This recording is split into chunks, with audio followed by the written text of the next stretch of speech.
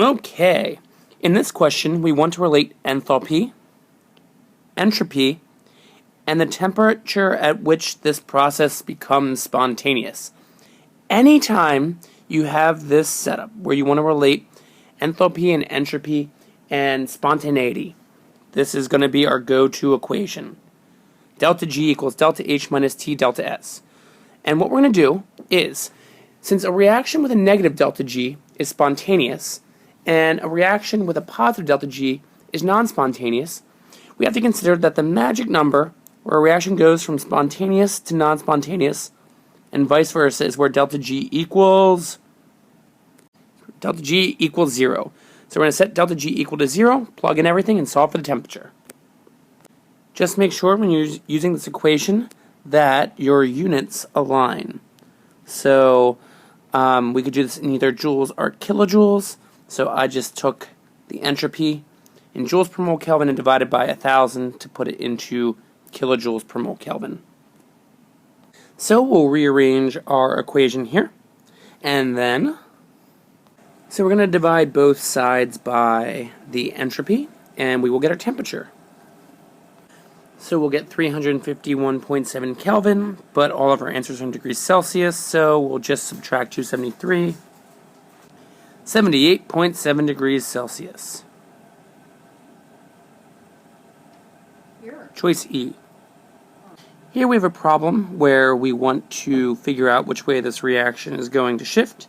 So anytime you want to do that, we want to compare Q versus KEQ.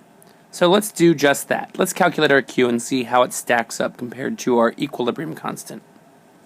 So remember, our reaction quotient Q is just equal to our products, the concentration of our products to their respective coefficients, over reactants to their respective coefficients. So remember, it's the same exact expression as our KEQ, but KEQ, well, Q is where we're at now. KEQ is where the reaction is eventually going to settle at equilibrium. So let's plug in our numbers and see what we get here.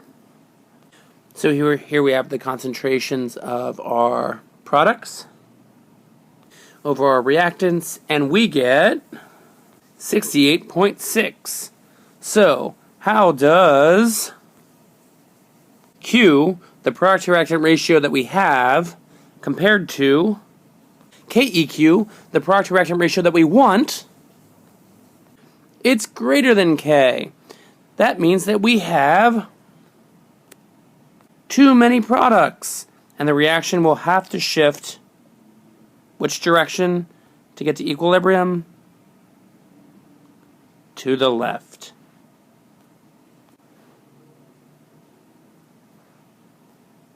Up next, it's this question. Okay, we are given an initial amount of stuff. We're trying to find an equilibrium amount of stuff. Anytime you want to relate an initial amount and an equilibrium amount, when in doubt, ice it out. Woo! So we're going to write out our ICE. Let's give it a little bit more space than that. There we go. And then we'll plug in all the information that we know. We've got 0, 0, and 0.6 molar, and we got that from dividing the 0.6 moles by the 1 liter flask. Okay, so what's our change?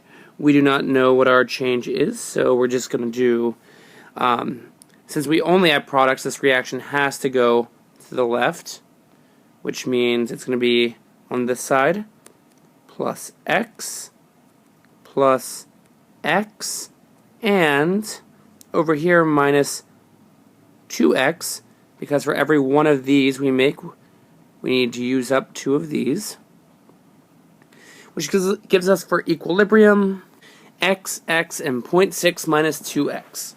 Okay, now that's 1/2 of the proverbial battle.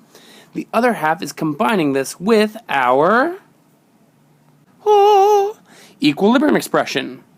Mixing the two together will afford great results. So, let's now throw in the information from our equilibrium line into our equilibrium expression and see what we end up getting.